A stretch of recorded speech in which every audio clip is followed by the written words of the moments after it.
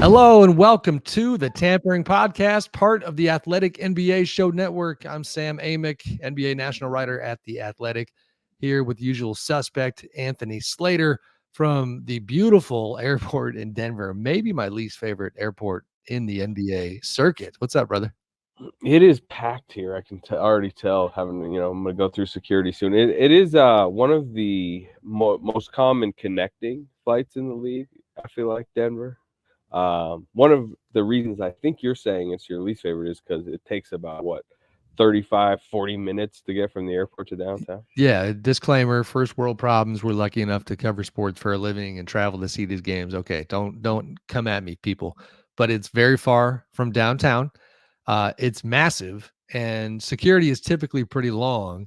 That is actually not, I guess I'll give them a free promo. That's the place where I paid for the clear access for the simple fact that I was going to miss my flight if I didn't. And so, they hit me in the pocketbook because the system there doesn't work as well as you might hope that it does. But it's huge. Once you get in, it might take you 25, 30 minutes to take your shuttle and get to the terminal. It's just large. And, and when you're trying to get home, that's always a little bit tricky. But go ahead. You got some. Well, I'm just saying you're previewing my life about 45 minutes from now as I make that trek. Are you not past?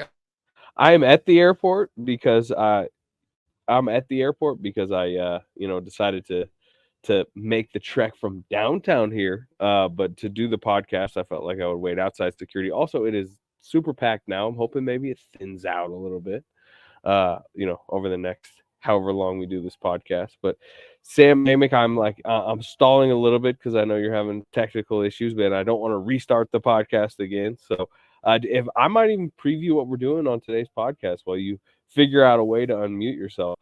We are doing basically, I don't know, what do we believe? What don't we believe? I don't know how we're going to label it, but, which team is going to turn around the early season struggles? Which team off to a hot start is the most misleading? And I believe it's the Andrew Schleck special. Which team in the top 10 in defense is the most fraudulent? He's calling Yes, it is. And I'm back. Thank you for the stalling tactic. Hopefully Andrew can figure out my multiple recordings on the back end. We are off the tracks, but we're going to get back on track here. Yeah, you got the breakdown right, Slater. I forget if I mentioned Fred Katz is going to join us in a little bit here as well.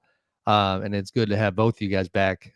We kind of wanted to build off of a little bit the spirit of what I wrote this week. The headline of my piece was From Lakers and LeBron to Warriors and Wolves, Early NBA Concerns and Celebrations. It's kind of, which teams are fire, which teams are fraudulent, if you will. It's that fun time of year where you've seen just enough to start forming opinions of what these things and these games and this action might mean. But you also know that 6 months from now, a lot of what we thought and saw and observed and analyzed right now is going to look silly. You know what I mean? Like, how many times do you have a team that gets off to a great start and then fades? So let's get to it. I'm going to start with that first category of which team is going to turn the early season struggles around. Here's the list we're going to dive into. The two teams you covered last night and Nuggets Warriors are definitely not on this list. And we'll get to those type of teams on the back end. We got Knicks, Lakers, Grizzlies, Heat, and I threw in the old Kings at the end because it's in my backyard. And I was at that game last night. Unimpressive win over Portland in overtime. We might need to stall a little bit for Fred to do the Knicks portion of this. Let's put Knicks at the end. Yeah, do we want to start with the Kings? Because I watched that game last night. You and I tend to focus on the Kings, and I'm just fine with that. So the quick, meat and potatoes breakdown here. They're 3-4. Not a crisis record-wise. You know what I mean? It's a whole lot better than 2-5 if they had dropped that game last night. I mean, and for this context, they were 0-4 last year. I believe they were they would have been 3-4 through maybe even 2-5 through 7 games last year. It was kind of a rocky start. It was. The major difference to me is that was coming on the heels of 16 years of postseasonless basketball where people were kind of trained to see the Kings struggle. This, of course, is such a new experience for them where they have expectations. My God, you and I wrote 3,000 words about how they legitimately saw themselves internally as eventual title contenders, that this was the goal. This is the push. They're trying to become from good to great.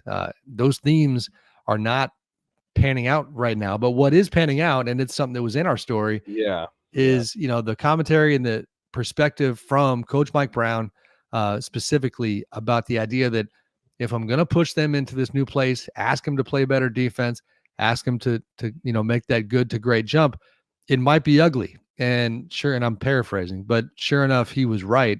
Slater, I don't know exactly where you want to start, but for me, the shooting is what is so puzzling. I'm at that game last night, and it's one thing if the offense is not functioning like it did last season and the open looks are not there.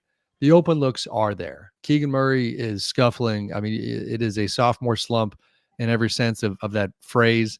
I think 25% at this point on high volume. Just cannot hit wide open threes. Kevin Huerter has played a little bit better the last couple of games, but coming in at 28.6% on 6 threes per game. The shooting is a massive problem. The defense has barely gotten better. And before I throw it to you, the breakdown in terms of rankings, 18th in defense, they were 23rd last year. 20th in offense, they were not only first last year, but they were a historic first. And then 21st overall in net rating. What are you seeing there?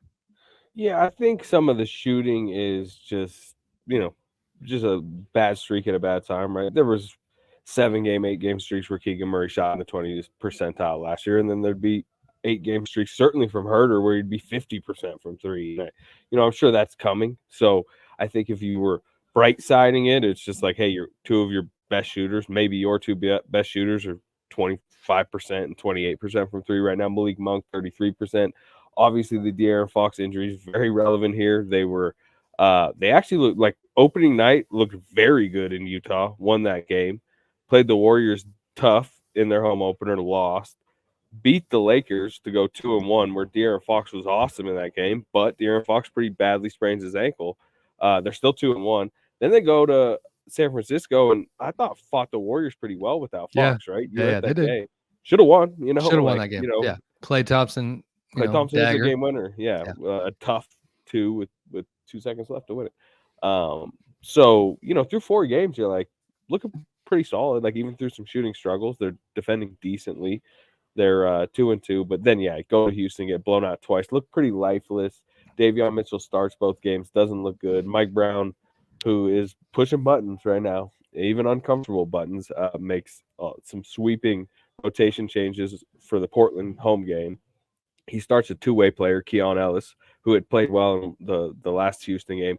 Alex Lynn ahead of JaVale McGee, and then probably the most interesting one, right? Kessler Edwards ahead of Sasha Vezenkov, who gets a DMP last night. I think that's defense related. I think that's rewarding guys. Yeah, and I think it's rewarding guys who came in and played hard. Jeremy Grant was a problem for them. Kessler was on him a lot, so I understood it. Yeah, but it's also just like, hey, like those guys played hard in one of the Houston games. Like, play hard and you'll play for me. I think it was kind of that type of message. So again, I think it is too early to panic, but the offense just isn't moving as fluidly. They seem a little tighter, and then I think we're seeing how important Fox is. I mean, he is an elite player whose on-off impact is massive. And it seems like a day-to-day situation for Fox. I don't have clarity yet. I'd be surprised if he played Friday against OKC. But I'll finish with here on the Kings, Slater, because we got a lot of ground to cover. Their schedule is brutal, and it's just a product of the West being tough, but also, from there, just even the Eastern Conference games they have are tough. Here's the breakdown starting Friday at home in their in-season tournament game against the Thunder. They go OKC, Cavs, Lakers, Spurs, Mavs, Pelicans, Wolves, Warriors, Clippers, Nuggets, Nets, Clippers. I mean, I can keep going. At the way I see it, not until December 16th do they have a game that you would say, like, that Vegas would probably have them favored in, I think, at this point. And maybe that's not accurate, but like the Jazz on December 16th, and then the Wizards are the next game. But it's a rough schedule. Yeah, I mean, that's the league now, though. It's tough to – Portland at home is about as simple a game as you're going to get, and even last night, I mean, that's difficult. Let's move to the Lakers, though. 3-5, 0-5 on the road, 3-0 at home. The LeBron on numbers. I mean, I mentioned the Fox on-off numbers. The LeBron one, especially for his age, his minute total that are climbing up, has been the concern. They just got blown out in Houston, and Houston may come up as our team in our different category because they've had 3 straight blowout wins. They blew out the Kings twice and now blown out the Lakers. But I think, injury issues with the Lakers. Austin Reeves has got off to a slow start. Anthony Davis now has this, it sounds like adductor spasm issue. But there was a lot of people hyping their offseason. I think we graded it out pretty well. Is it early concern for you? Laker wise? Yeah.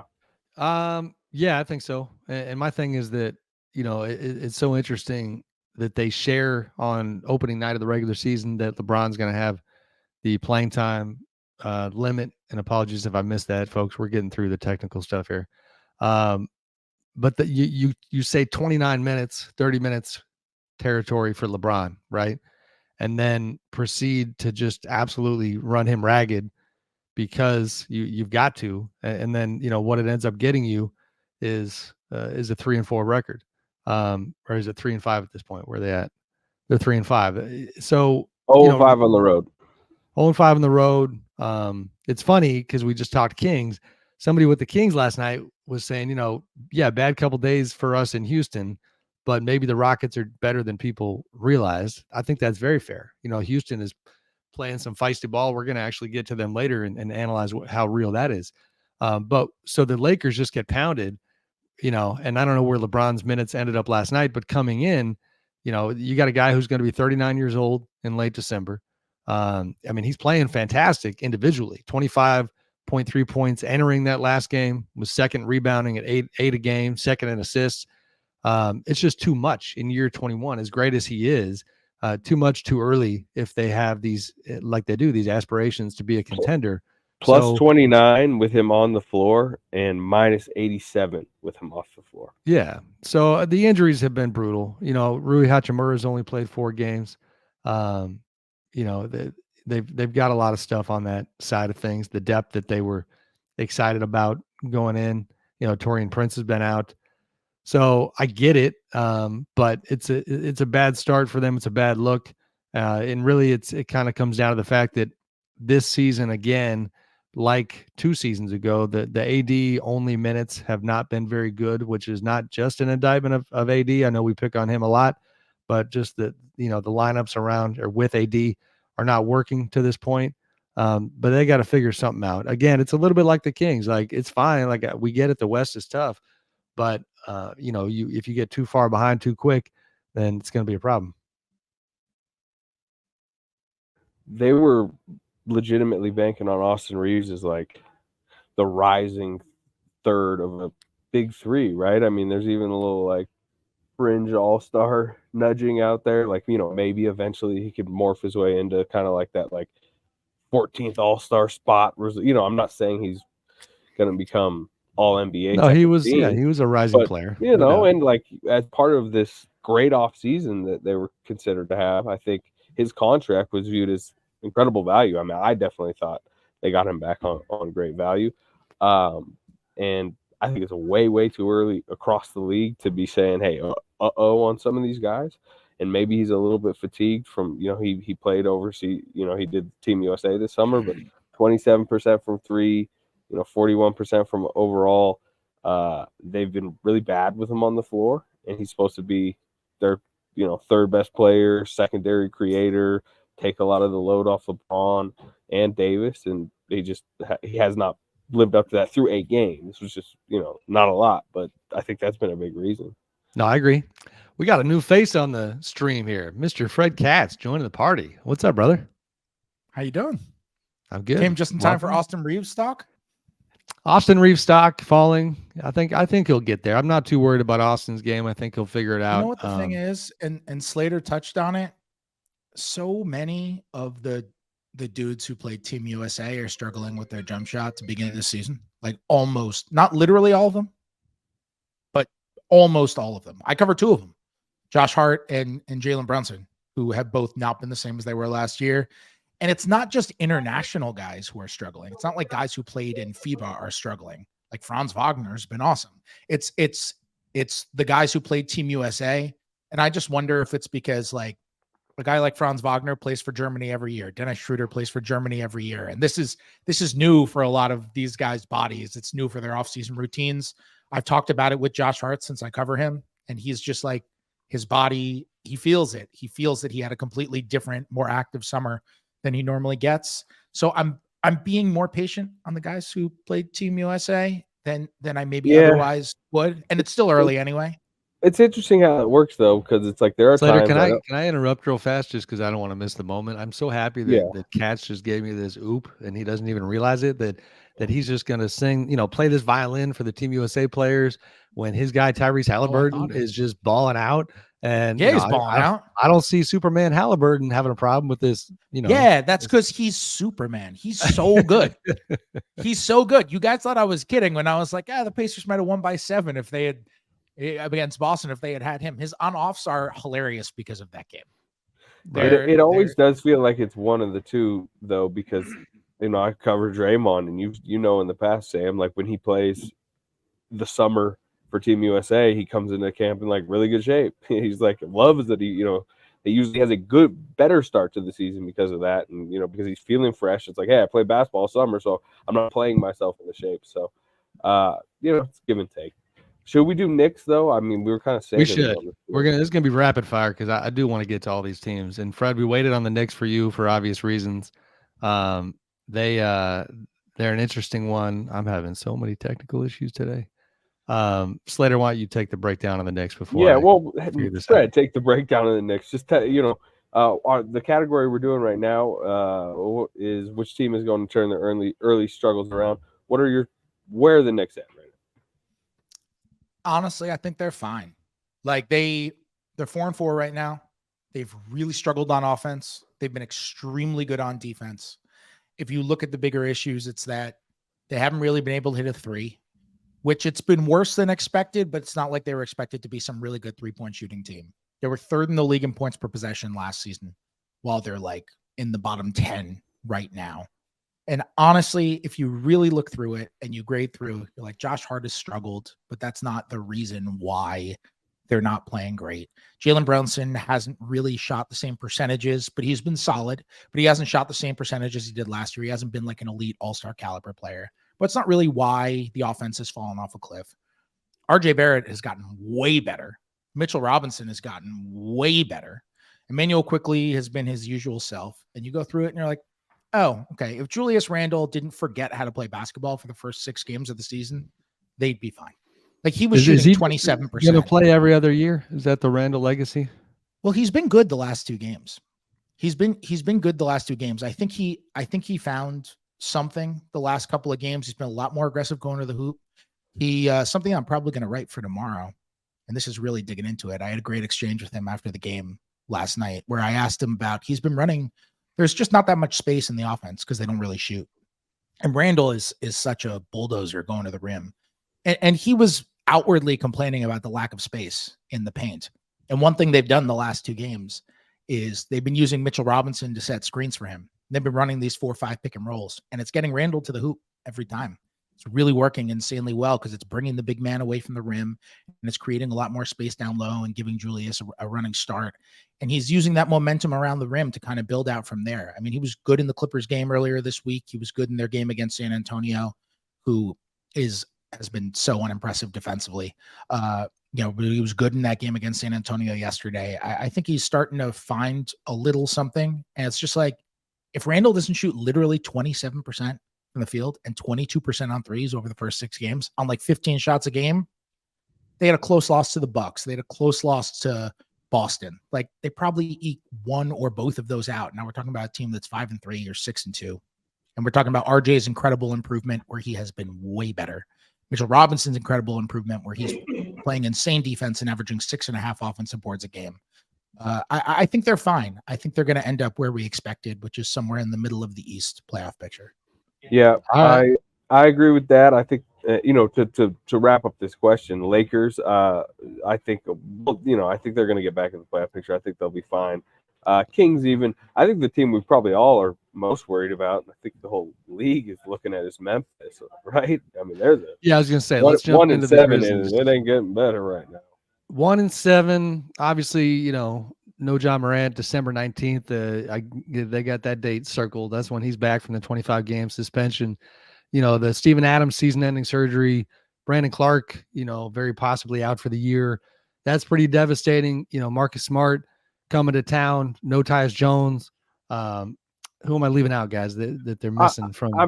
Look, if we go back 2 years when it felt like they were so deep, like you said, no Tyus Jones, no more DeAnthony Melton, no more Kyle Anderson, no more Dylan Brooks, who's playing well in Houston right now, whatever you want to say about him. Yeah, that's the elephant in the room is the Dylan Brooks one. He's playing well in Houston. It's tough. Are they going to pull out of this? I don't know. This hole seems pretty deep. You're talking about a team that offensively, it's funny. Tyus Jones led the league, and as you guys know, in assist to turnover ratio last 5 years. Coming into last night, Grizzlies not only, let's see, where were they? 25th in assist to turnover ratio. Offense is terrible. Defense is not bad, but it's a bad way for them, and it's just not what they had in mind. They needed to keep their head above water while Ja was out. And the tough part is, they've actually been competitive. 6 of the 7 losses were single digits. They lose in overtime to Portland.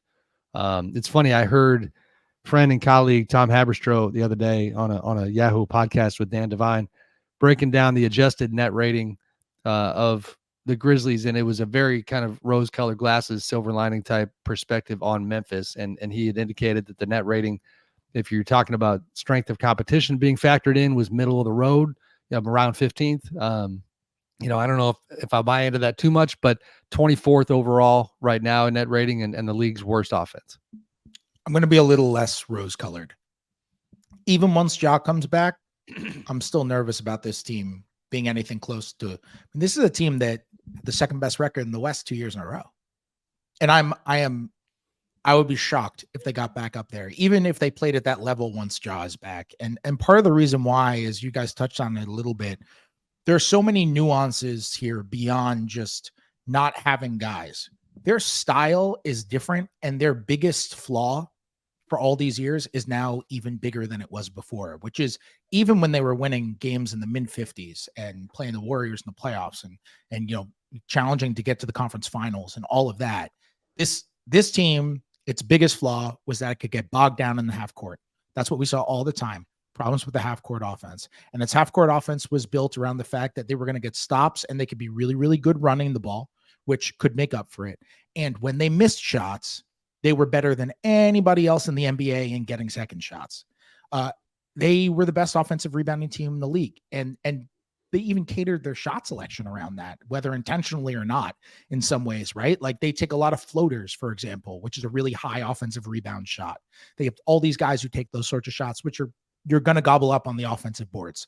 And they would lead the league or finish second in the league in offensive rebound rate, basically every year, in and out, over and over. And it would hold up their offense, and it would make their half-court offense somewhat pliable. And now there's no Steven Adams, who was a one-man offensive rebounding machine, one of the 2 best offensive rebounders in the league, maybe the best, along with Mitchell Robinson. There's no Brandon Clark flying in for offensive boards. And all of a sudden, this team is 24th, 25th in offensive rebound rate just by missing those 2 guys. That was a massive element of their offense and their identity. And it's now turned into a weakness, which is exacerbating a larger weakness on the roster. I'm nervous with the way that they're comprised about how they can get up to like a good win total that will take them above the play-in tournament. The West is really deep, and they're flawed. Fred, at 1-7, I'm not sure that play-in tournament is something you can assume either. You know what I mean? With the way the West is. Yeah. I figure that like they still have Ja. I figure that like 38, 39 wins shouldn't be an unreasonable expectation, but you're right. Like they're 1-7. So this season felt like they made a big bet on their draft and development program, which obviously had been good. You kept Bane 30th. Jackson was a good draft pick, Ja, but they eroded at their depth the last couple of years based on the fact that they thought, hey, look, David Roddy can fill in, Jake LaRavia can fill in, and Zaire Williams, right? That was a big part, the whole Trey Murphy for Zaire Williams, draft night swap, which included Valanciunas for Steven Adams. I don't know. Those three young guys haven't developed yet. We'll see. I know player development was the thing they really kind of were focusing on, looking to improve on this summer. It's too early to judge 8 games in. But if those guys don't prove to be legit rotation pieces, then one of their large strengths from the teams we're talking about, which was their depth, is completely gone. So I think, I'm not optimistic it's coming back right now.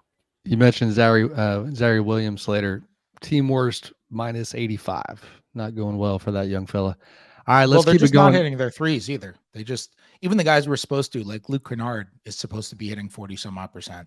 And it's just Which, like again, like we talked about the aren't Kings, hitting some their of threes. that's going to stabilize. These guys Yeah. aren't going to be that bad. But I do still think overall, to answer this question and maybe pivot to the next subject, like Grizzlies are my answer of like team I'd be most worried about within this.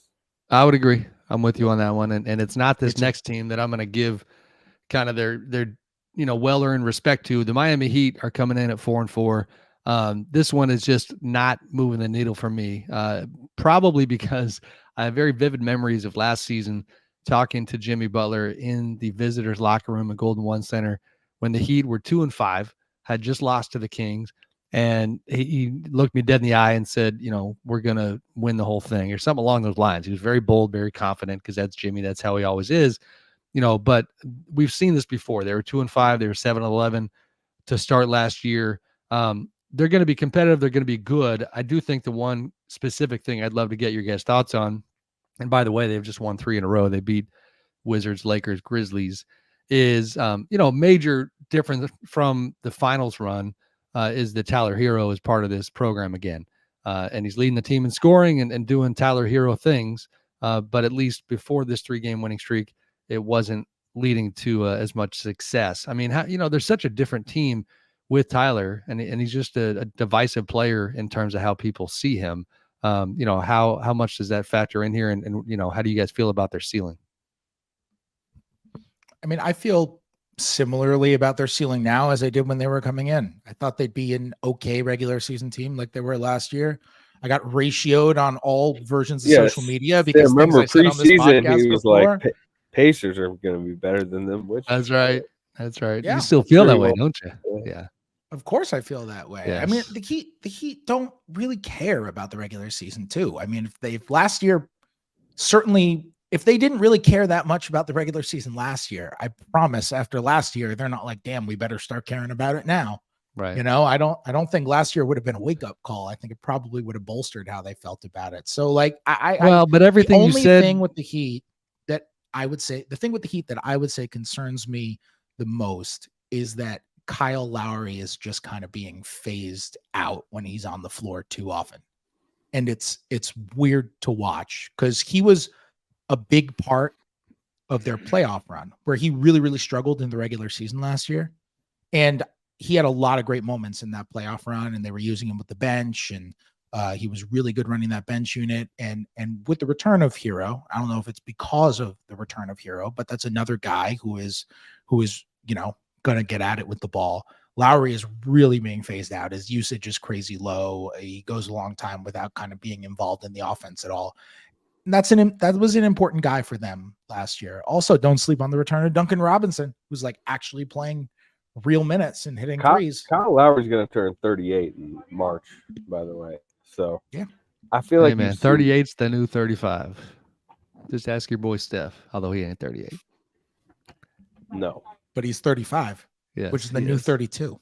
He's out there looking like he's 26. I think we have Slater for like 7 more minutes. And speaking of Mr. Steph Curry, number 30, I am going to keep it moving because I want to get, his thoughts on the team that he covers most often. But to give a final verdict on the Heat, I think they'll be fine. But to me, they're not the cream of the crop of the East. No Gabe Vincent, no Max Strus. I just think they're not the team they were last year, but they're going to be a winning team. What's your guys' final decision there? Yeah, I could also see them being an aggressive trade deadline team. Not sure, yeah, they have pieces. So yeah, and Pat Riley's had a tough couple of years. Like Caleb Martin is a big player for them. He hasn't really played. Like they've had some guys out too. Like they'll be better when Martin's back. They'll be better, when like Love is playing more consistently. They're going to be what we thought they were going to be, and then we'll be scared of them in the playoffs because they're the Heat. Fair enough. Fair enough. All right. Well, they're the Heat is, in the same territory as they're the Warriors. They got a reputation, 4-time champs, retooling that roster in the summer with Chris Paul. You know the story. Slater, they've played well. You know what I mean? Like consistently well. Even with some of the games they've dropped. No Draymond Green last night for personal reasons. The Nuggets had no Jamal Murray. Tight game all the way until the end. Coming at you at 6-3. At the moment, dropped to the Cavs and a loss to the Suns on opening night. Correct me if I'm wrong. There has not been a bad night at the office so far. And I think that bodes pretty well for this group. Yeah, I would say the Cleveland game was kind of a little bit of a dud, but again, they're 7-9 on the road to start the season. Their last 8 games were in 8 different cities. Steve Kerr said it last night, but it was like they saw that part of the schedule, knowing, hey, we're integrating Chris Paul. Draymond Green misses camp, misses the first 2 games. Like, gotta find a way to get through it, which they didn't last year. They started last season 3-7, and it kind of spiraled, right? Especially before what happened in the preseason. So they were just like survive this early season stretch, and he said last night, like, we did better than that, right? They're coming back home 6-3. They have 6 straight games at home, 8-10 at home, and then if you really widen out, I don't believe they don't leave the Pacific time zone for like until mid-January or something like that. So they got a chance to build a rhythm, get some practice time. The 2 big stories early in the season for them are Steph Curry is still insane. He still looks like a top 5 player. He's probably him and Jokic top 2 MVP. I mean, not to get into that discussion, but what. Sam, you might have it up, but his shooting splits right now are like, 54, 48, 92, averaging 30 plus per game. And he's shooting over 12 threes per game. The three is wild. 47.3 on 12.4 attempts. Like that's NBA 2K stuff. And on getting swarmed. I mean, you see the shot attempts, like the way Denver was blitzing him last night. And do you see the 3 he had that almost got him back in the game? Like they're down 5, and he's just like, he's like kind of like leaning in, just tosses it, and the whole crowd was like, "What the hell was that?" So I mean, that's storyline number 1, because if he is not at top 5 player in the league type level, then they're no longer a title contender, right? Everything is built off him still being him, and he is getting up there in age, as we mentioned earlier. And the fact is, like, he still looks like that version of himself. I mean, far be it from me to ever predict that Steph's going to cool off, but he will, right? Like that's the thing where I'm curious to see when it levels out. This is a career high pace in terms of 3-point efficiency. Yeah, he said he felt hotter to start the 16 season. So did he? Okay. Yeah, but unanimous MVP that year. Yeah, that was 45.4 is where he finished on 3 that season. That was the year he broke the 3-point record. Right. That was the year that we're saying he started hotter that year, but that was the greatest 3-point shooting season. Well, yeah, going into that season, nobody had ever made 300 threes in a season, and he made 402. Which, by the way, I don't know how many. He's gonna have to play a lot of games this season, but he's on pace to make like almost 500 threes right now. He's making 6 a game. I know. He's making 6 a game. He's made at least 4 in every game, which is like he's already set an NBA record for like most consecutive games to open a season, making 4. So yeah, he's insane. And then the other very big development is they are winning the minutes when he's off the floor, which they never do, and that's because of Chris Paul, and because of their young guys. Like you are seeing some year 3 leap type stuff from Moody. You're seeing some encouraging stuff from Kuminga. It's been a little spotty. Wiggins is struggling, but even the rookies have kind of like helped out a little bit. They both played last night, so. The fact that they're plus I think 8 last night when Steph was off the floor, that's why they were in the game, and they weren't doing that last year, so that's been an important development. Slater, what is your latest? Wait, can I follow up with something? I have a question for Slater. Yeah. So they're 6-3 right now. Yeah. They've had a difficult schedule, like you touched on. I watch them and I'm like, maybe they're actually off to a slow start. Like, is it possible that we look back on this as an actual slow, like Chris Paul can't hit a shot right now. Clay is shooting 35% from 3. Kuminga seems like he's like having really good flashes, but he's kind of putting it together, and it kind of feels like there could be a point where this is the year where he puts some stuff together. Like you said, Wiggins is shooting like worse than 20 from 3 right now. If they just shoot their normal numbers and keep playing the way that they're going to play, and Steph is just as good as prime Steph, which none of us can possibly rule out, is it possible that this is just like number 5 for them? Yeah, I mean, I'm not ready to predict that, but they feel, they're usually pretty real about themselves. They were pretty real behind the scenes about themselves last year. Like, it wasn't there. It does, like, they think this is the type of season where they feel like they're legitimate contenders, and it's coming together. And look, if Klay doesn't hit that off balance jumper to beat the Kings at the buzzer, if Steph doesn't hit the floater in Oklahoma City and they lose that wild game, they're 4-5 right now instead of 6-3, and those are the swings of these early season records, right? And if they're 4-5, then I think our conversation right now is more about like, hey, what's wrong with Wiggins? When is Draymond going to be back to fully himself? But that's also growth potential, as you're mentioning, right? Wiggins won't be this bad forever. Draymond will get back in better conditioning and shape, and that will only make them better. And I think the signs of like the depth that they did not have last year, and certainly the chemistry is leaps better. I mean, they've been almost too honest about that, right? Steve Kerr's almost had to tell them to stop. Like, Draymond, stop mentioning last year.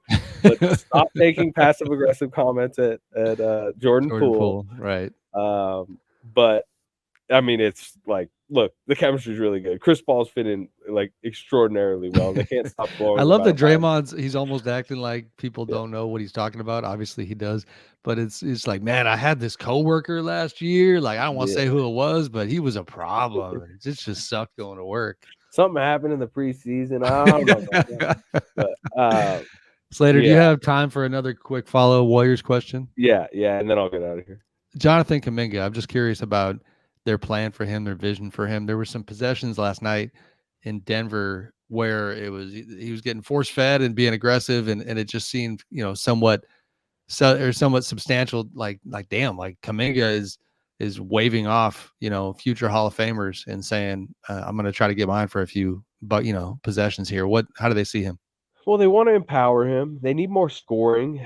Kerr has mentioned it. For them to take the leap, like we know they're a small, older, like unathletic team. They need their wings to be Kerr's. Like, we need our wings to be wings. We need them to be athletes. That's what Wiggins. They're like, attack the offensive glass. Wiggins has 1 steal in 9 games. But as far as Kuminga, they want him to be confident and stripped of the hesitancy that he's rightfully had the first couple of years. Because look, if he doesn't make the extra pass to Klay or makes one little mistake the last couple of years, he's getting yanked. So I think that has generated a little bit of like, like, do I take this shot? If I do, is Steve Kerr going to pull me? And then I don't see the rotation for a week.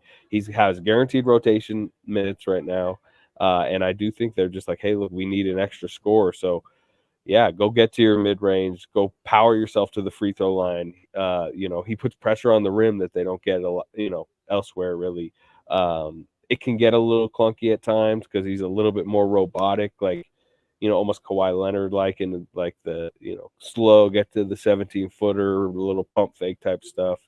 But I just think they need it. They just need that element of a 6'8" aggressive score they're really not getting from Wiggins, which they do need from Wiggins also. And part of that is probably some shots that you're like, was that the right shot with those guys on the floor? But they are more this year, and Steve Kerr has mentioned this since the preseason, saying we're going to live with his decision making and at times over aggressiveness, because they don't want to suppress Kuminga's confidence and shot diet. Yeah, all right, I'm gonna leave it there. Enjoy the Denver airport. I painted an ominous picture of what your next half an hour looks like, so I hope it's better for you than it typically has been for me. All right, Sam, enjoy this Pacers segment that I'm sure you're gonna have. I'm gonna have to listen to it later. I'm sure it's gonna be electric. I'm gonna make Fred wait on the Pacers. We're going Philly next. Thank you, Slater. Travel safe, brother. Fred, my answer to the, let's not forget and lose sight of this question is, which of these hot starts is misleading? It is definitely not the Warriors for me. I think you agree. Is that fair? No, it's definitely they will be really good. You actually think it's misleading that they could be better than this, is what I'm hearing. Yeah, I mean, I think they have a chance to compete with Denver. I think I think Okay. right now, if I were to pick a team that I think poses the biggest, I still think Denver is the best team in the West. But if I were to choose a team that poses the biggest threat to Denver, I think I'd probably say Golden State right now. All in the right. West. Good stuff. Let's go to the squad that we did not think was going to be this dominant this early without a guy with a very long beard participating. James Harden, you know, kind of commandeered all of the Sixers energy in the preseason and the offseason with his trade request. And then you look up, not too long after he gets shipped to the Clippers, as he always wanted. And your Philly Sixers are 6-1, Fred. They're playing really, really good ball. Joel Embiid playing MVP caliber, just like he did last year. The Tyrese Maxey ascension is obviously the headline here. My God, you talk about realizing very quickly with James not needing not being part of the program that you've got a star in the making, a guy that they chose not to extend last summer as they protected their cap space for next year and had to navigate trade possibilities with James. And all of a sudden Tyrese Maxey is looking like he's going to live up to his last name and be a max player not too far in the future here. Is this a misleading start at all for them, or how are you feeling about Philly? No, I don't think it's misleading because coming into the year, I didn't know what in the world to make of this team. I don't think anybody did, right? So I just kind of brushed it off to the side and just decided to not really predict what they were going to do. And, people wondered, okay, what's the top 4 in the East? And I would just say Boston, Milwaukee, Cleveland, and the Knicks, because I don't know what the heck is happening with Cleveland. I don't know if Harden or with Philly. I don't know if Harden's going to pull down their season or not. They make the Harden trade early. I think they get a good return for him. They now have wings who defend and shoot. I think Batum is going to be really good for them. And Maxey maybe he's the favorite for most improved player, but he's really taken a leap. You look at the scoring and how voluminous it's been. He's averaging 26 a game, and he's shooting over 40 from 3 on a ton of threes. And he's been a really good scorer. I think his passing has gotten a lot better. He's running that offense now, and that's a huge thing that they miss without James Harden, because Harden is an insane passer and was so important for them, just creating 3-point shots and creating open shots all around the floor, finding cutters, all of that, pick and rolls, all of that. And that burden falls to Maxey now. Man, he's been so good just running the offense. His cadence is better. His patience is better. He picks his spots better. When he first came into the league, I thought he was very frantic to a degree, right? He's really learned how to play the game really well. And he's just, dude's become an awesome player. He's a legit number 2 right now. And so do I think Philly is misleading? I don't think they're going to win the East. They have the best record in the East early. I don't think they're going to have the best record in the East. But I think I'd probably put them back into number 3 in the East, which is where I had them last year. So I guess I probably don't think that much differently from Philly as I did last year, because they got this good depth and they got a better Maxey right now. Yeah, Fred, I hear you on that. And Philly as the 3rd best team in the East is interesting because that wasn't good enough last year, perception-wise, right? Like, we kind of move the goalpost now, and I get it, because there's no Harden, because you have promise and potential and other ways that you can take your plan in Philly, if you will. And I'm talking about the fact that front office has they're loaded with assets now. Daryl Morey is going to not even keep his eye out. He's going to pursue every high-end player that becomes available between now and the trade deadline, now in the summer. But they're playing well enough that you kind of wonder, should you let this group cook and see what they can do? And then it's like, even if they don't win a title this year, which certainly the odds would be against, then Joel Embiid can still look out ahead and see optionality, see talent around him. So they're in a good place, all things considered, after going through one of the more dramatic situations we've had in the last couple of years. Yeah, I said 3rd in the East. Part of the reason why I said 3rd in the East is because I don't know how to feel about Cleveland right now. Like, Cleveland right now, I think is 3-5, and they're one of the teams where I might be a little concerned with how they're playing, even though they've had injuries. They've had guys out. They've had Garland out. They've had Jared Allen out. 2 tremendously important players. But you watch them and they've gotten sloppy at times, and They're not running as cohesively as I would have hoped. I thought their offseason signings were really good, and it's only 8 games. I'm not panicking. I'm not throwing it on them. I probably want to amend my statement and say I would still pick Cleveland to finish 3rd in the East. Interesting. But I'm like monitoring Cleveland. What about, I don't feel great about their start. I actually thought you were going to go down the Milwaukee road, and now we're just adding all kinds of teams to the list. I wrote about Milwaukee in my piece yesterday, and listen, they're 5-2. So if you just look at the record, you say all's well that ends well, but it's been fairly ugly. I thought you were going to say that you didn't know where to handicap Milwaukee. What's your quick 2 cents on the Bucks and where they ultimately take this thing?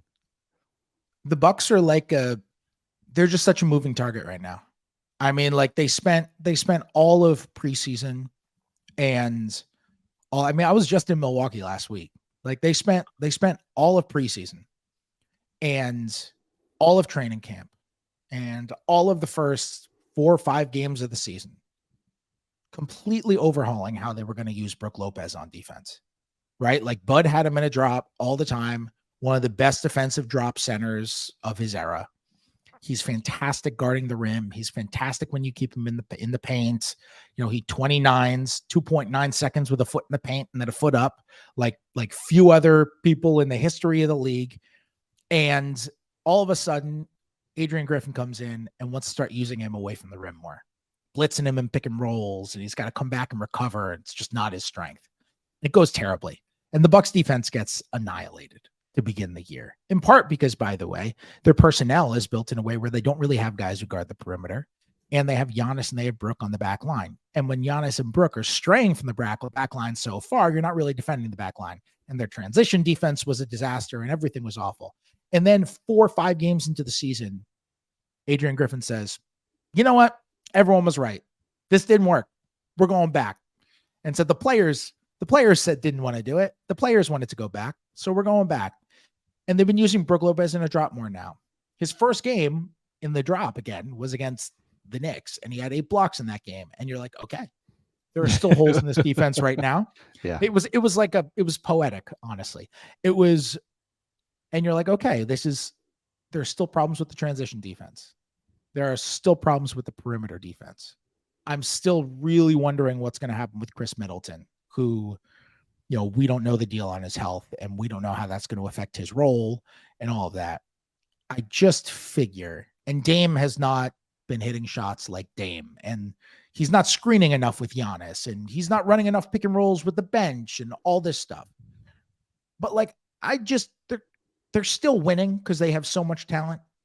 They're still winning games. And I just figure this was an experiment that was sprung on them just before the season started. Right. And they're still clearly adjusting to all of it. And I just figure 7 games is not enough time to adjust to it, especially with a first-time head coach. And 40, 50 games in, I have to imagine great players have a way of figuring stuff out, especially because it's not like they're getting killed all the time. As long as they have a lot more ejected for, God forbid, showing emotion. That was ridiculous last night. I have to imagine that official forgot that Giannis already had a tech.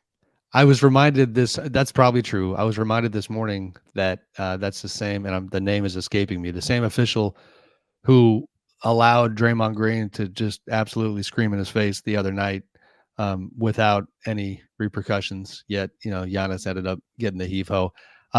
Fred, we got a lot of ground to cover. I know I feel like I'm pushing you, but this is long overdue. We got to get to our Pacers segment, and the segue is perfect because your Pacers, man, first of all, do they know in Indiana that you are just, out here just pumping them up? And I had to look it up. I don't even know what it's called anymore. At the old Gainbridge Fieldhouse, name has changed a few times, that you are the #1 promoter, all things Pacers propaganda. Is this on their radar at all? I think we need to make this more formalized. There's nobody in NBA media who is pushing this thing like you are. Yeah, I mean, I'm right. But here's the thing, timing wise, you talked about the Bucks, right? Well, guess what, buddy? Your squad's about to get a test. They got Milwaukee, unfortunately, for the purposes of this pod, it's today. I don't know if the pod's going to be out by the time they play. They got Bucks today. And then, oh, by the way, back-to-back against Philly. So the Pacers are going to get tested, but they are playing well. So they're 5-3. Yep, that's accurate. Okay, 5-3. Superman Halliburton, as we dubbed him earlier, playing some very good ball, coming in at 22.9 points per game on 49.1% shooting, 37.5 from three, 11.9 assists. Is that leading the league right now? I'm sure it's close. It very well might be. Yeah. I mean, Halliburton playing great. Really the only bad moments they've had is that one game that he missed. They look good, man. I mean, you said early on they had Kings vibes from last season, and that comp is checking out to this point where it's, weak on the defensive end and dynamic offensively. They're fun to watch. They got something going. How long until you are the Knicks/Pacers beat writer? They got the number 1 ranked offense in the NBA right now. They do. Scoring like 122 points per 100 possessions. I mean, look, Halliburton is phenomenal. That dude is just an awesome player. When he is on the floor, your offense is just good. And they're vibing kind of the way that I expected, where the defense has just been bad. The defense it is not there. But they're hitting their threes. Bruce Brown has fit in fantastically with them. They're closing with like Aaron Nesmith on the floor now, they're playing these lineups with Nembhard at the 4. One of the things that I really like that Rick Carlisle has done is he's playing a 9-man rotation, but he's very committed to this 9-man rotation, but he's completely uncommitted to the lineups that he's using. I wouldn't be surprised if Carlisle has tried more lineups with the same 9 players than any other coach in the entire league had tried with 9 players of his own. They just try out different lineups all the time. They'll be using Nembhard at the 4, or they'll be using Toppin at the 4, or they'll be using Nesmith out there and they'll play small. They just have a lot of variety that they can throw at you, especially offensively. I wonder what the future is for Buddy Hield too, because there are the reports about them working with him potentially to find a trade for him. And all of a sudden, this team is competitive and fun and plays hard. And it's not like Buddy Hield is dogging it for him. He's had a good season for them. He's playing well. And Sam, your mic is disconnected. No, the mute button was on. Sorry, that was my fault. Oh. Yes. Well, I said 40.6% on Buddy from 3, 8 attempts. That's all I was saying. No, you want to say it again so that. Yes, your guy Buddy Hield not playing too terribly. Above 40% from 3-point range on high volume, 8 attempts. I slowed you down. Continue. Yeah, no, but I mean, look, they got guys who can shoot. Nesmith I think Nesmith is just a really quality plug and play player. I just really like his game. Turner is really burdened with a lot defensively for them because he has to hold up the paint so much, and they have really struggled. They have another level. Like Ben Mathurin is struggling to play with the starters right now.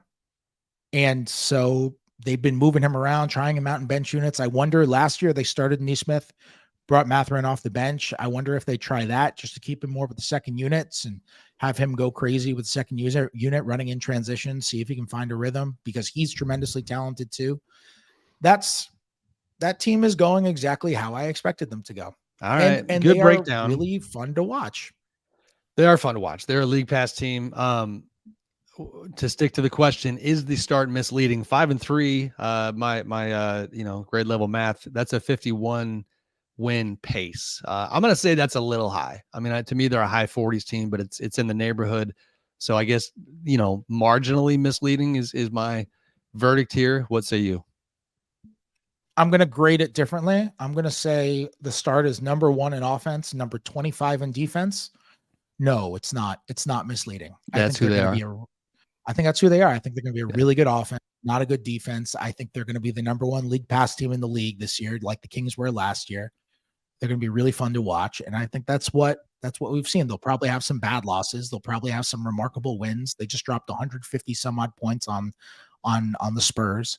I think this is kind of who they are. And I think they'll end up with a win total somewhere in the 40s.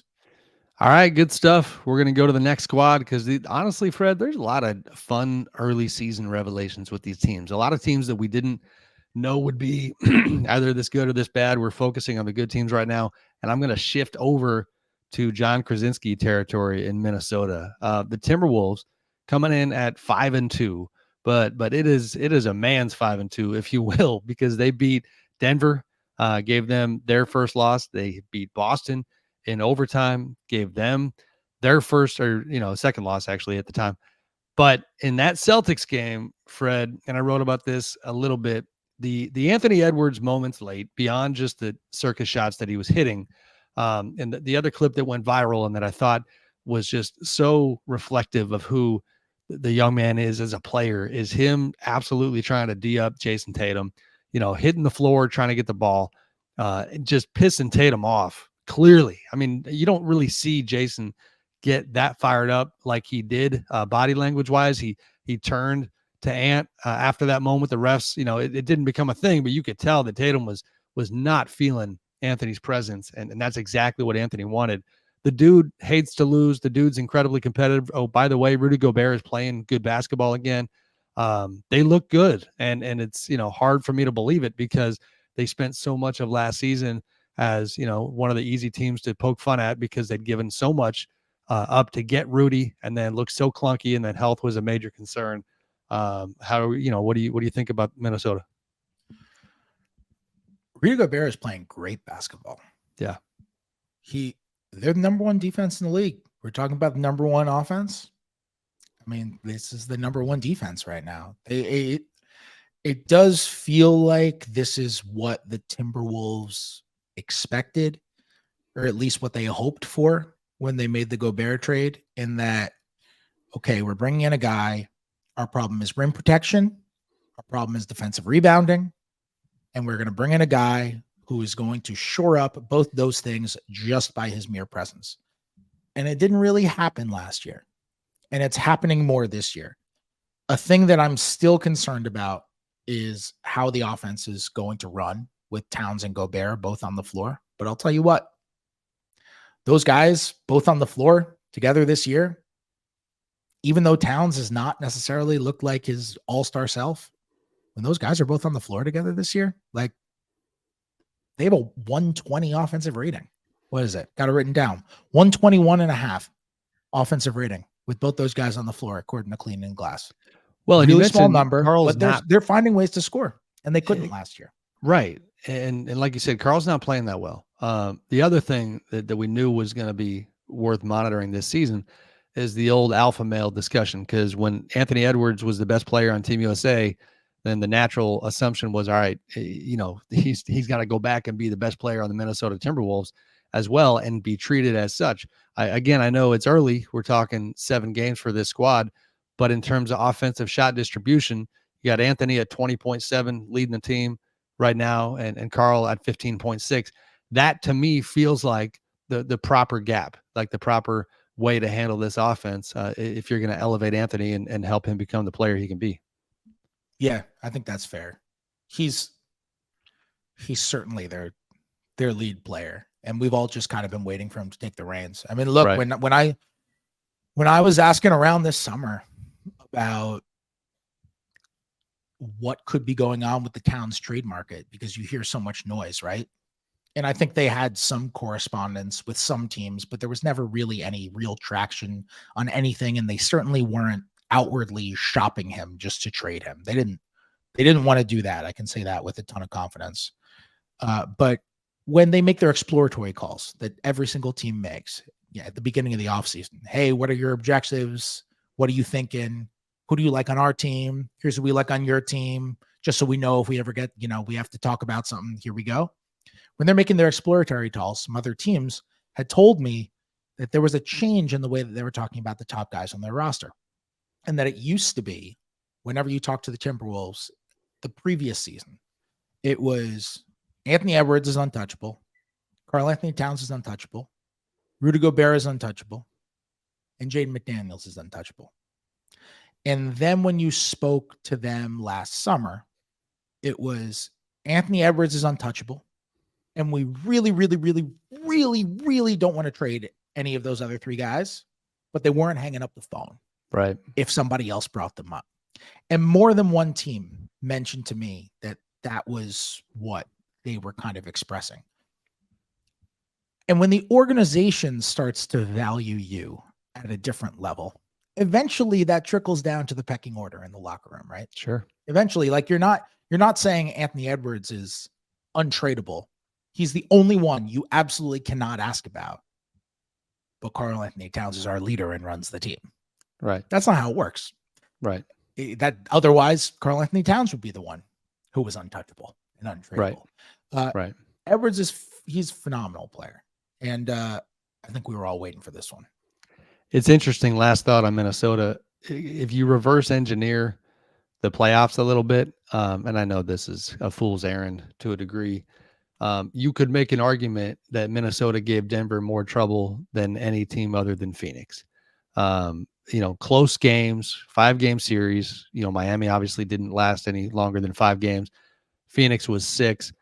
You've got the obvious ties with Tim Connelly having built the Nuggets core in all those years in Denver, heading their front office and then going to Minnesota and you talk about an executive who was raked over the coals for a trade. Tim Connelly had a bad year last year after the Rudy Gobert deal. New ownership out there with A-Rod and that group. It felt like they jumped too early. They went too early with this young core and went for a move that was not going to pay off. And so to see it now paying, again, it's early. We got to keep saying that, but to see it paying off the way that it is, and then to look back at that specific matchup against the champions who we didn't know were champions at the time. And kind of one of those, if you squint hard enough, could you see Minnesota giving Denver trouble? And I know, again, it's so silly to talk about this stuff so early. Misleading. They are on a 61 win pace. I don't anticipate them being a 60+ win team. So again, marginally misleading, but I think they're going to be a good team. And I am a big, massive believer in the force of life that is Anthony Edwards. I believe in them top 6 in the West. I say that without having listed out my top 6 in the West in my head, but I have to imagine I believe in them top 6 in the West. Sure. I think they're getting in there. They're good. All right. We are I believe going in their to defense.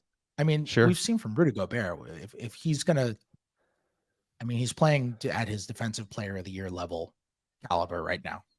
If he's going to be this good all season, they're going to be top, whatever number you want to say, top 5, top 6 by the end of the year in defense. All the offense has to be is okay. And all of a sudden we're talking about close to a 50-win team. Right.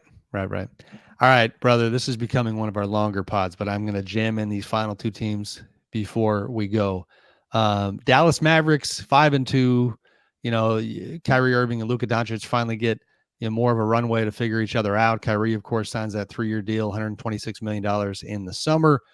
Dallas takes a lot of criticism for, it was not long ago when Kyrie's NBA future was somewhat in doubt in terms of what kind of contract he would get. And they treat him like, almost a max player.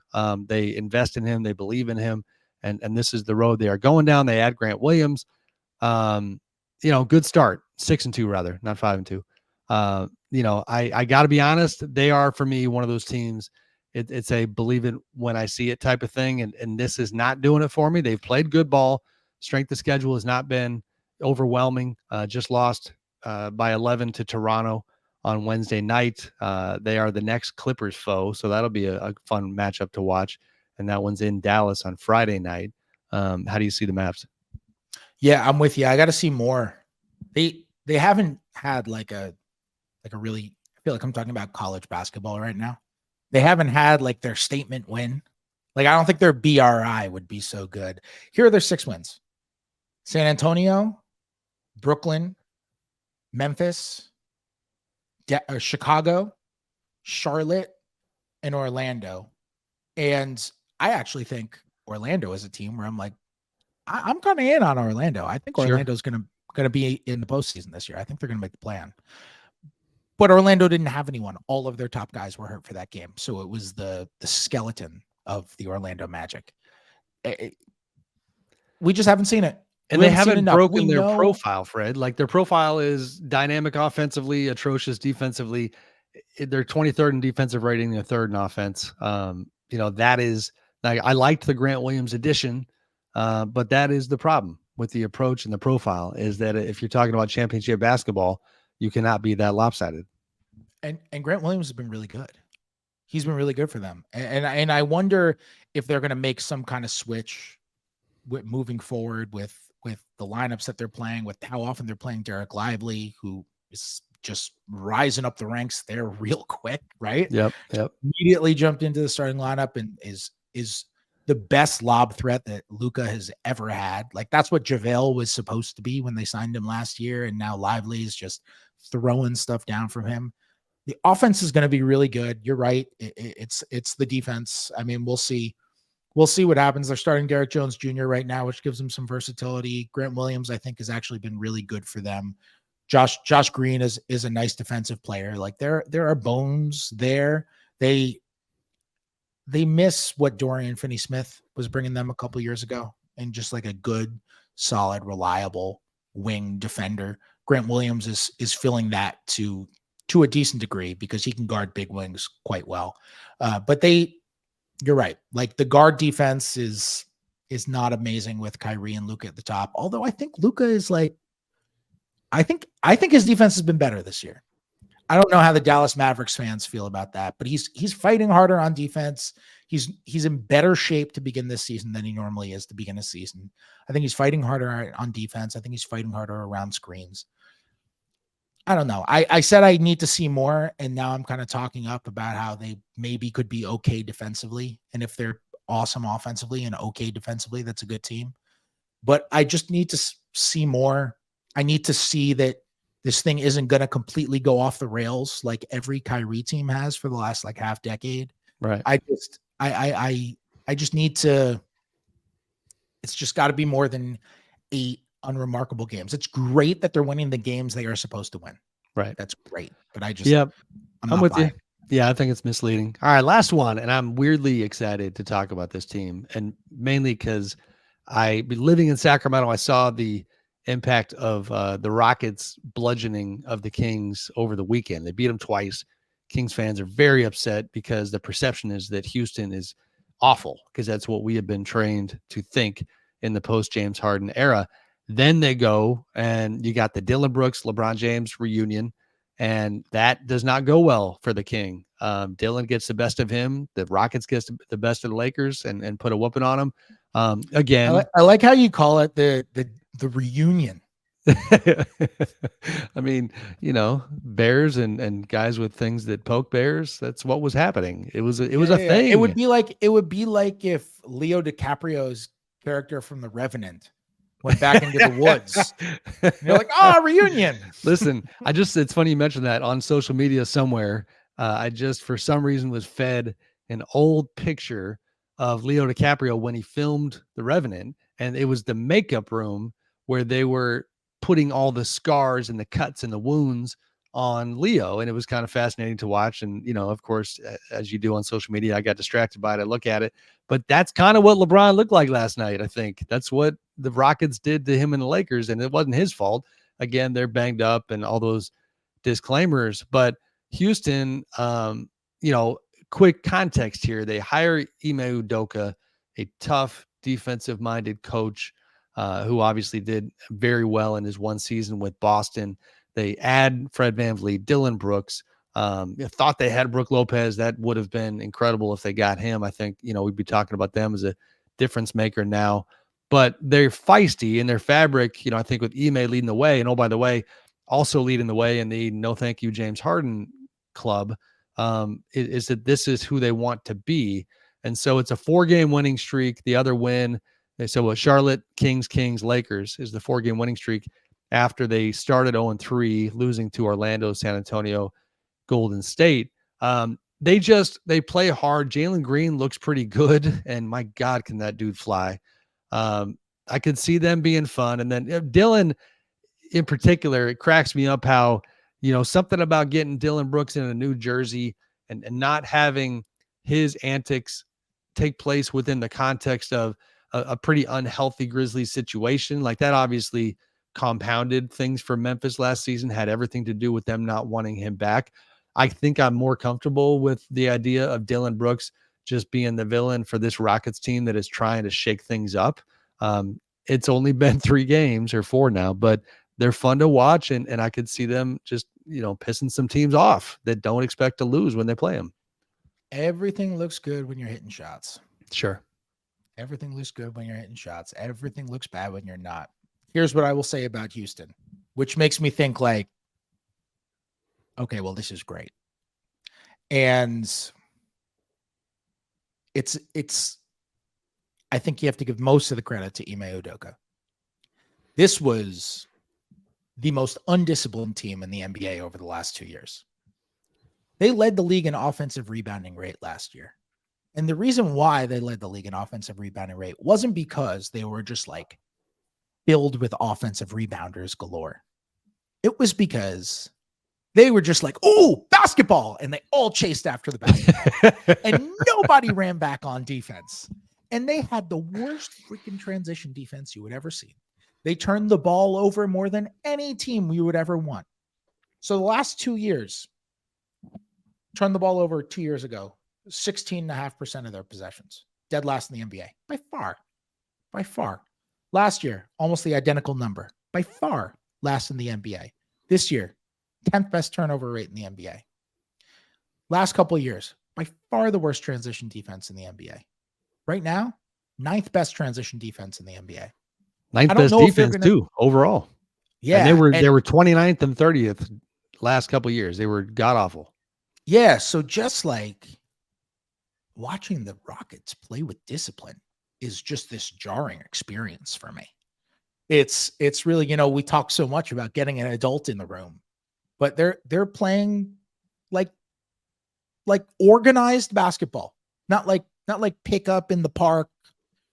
You're on the black concrete basketball like we saw the last 2 years. They're playing real organized basketball, and that is huge. Also, we got to mention, man, Alperen Şengün is really freaking good. Yeah. That dude is he's just an offensive hub. He's the best passer on that team. And he's kind of honed. Right now. Yeah, and he's honed himself. He was a big reason for the turnovers because there is no pass in the world that guy thinks that he can't make. And sometimes he would do an insane thing. And the game is clearly slowing down for him. He's learning what he can and can't do, and he's getting better at the things that he couldn't do previously. He's tremendously skilled, and he's going to be a hell of a player. He's been really good for them.